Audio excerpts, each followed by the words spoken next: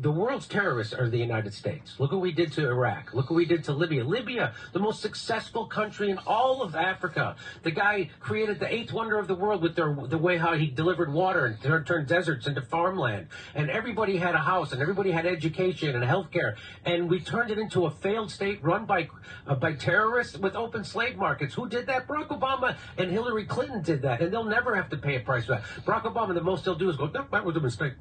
But why did they get rid of Gaddafi? Because he was going to start a currency of Africa just for that was going to compete with the U.S. dollar and the euro, and they can't have that because the way the United States controls the world is because the United States dollar is the reserve currency of the world. So that's why they can put sanctions on all these countries. And so what they're doing, which they shouldn't do, they're weaponizing the U.S. dollar. And so like when countries want to trade with each other, they have to go take their currency, change it into U.S. dollars so they can trade. And it was a lot of it was based on the petrodollar, which, by the way, Saudi Arabia just quit. They didn't renew it. I don't know if you heard about that. Yeah, I did hear about that. So, and all of a sudden, CBS News is starting to do news stories about how Saudi Arabia was involved in 9/11. All of a sudden, 24 years later, all of a sudden, oh, you know what? Turns out there was something happened with the...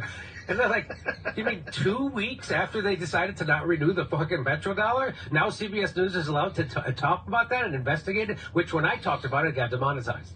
But anyway, so that's why, because Gaddafi was doing that. Mm-hmm. He was going to set up a currency for all of Africa, and it was going to be based on, have a gold standard. And so they're like, no, you're not. You're not fucking doing that. And they made up a bullshit thing like, we got to save the people. You know, they don't give a fuck about the people in America.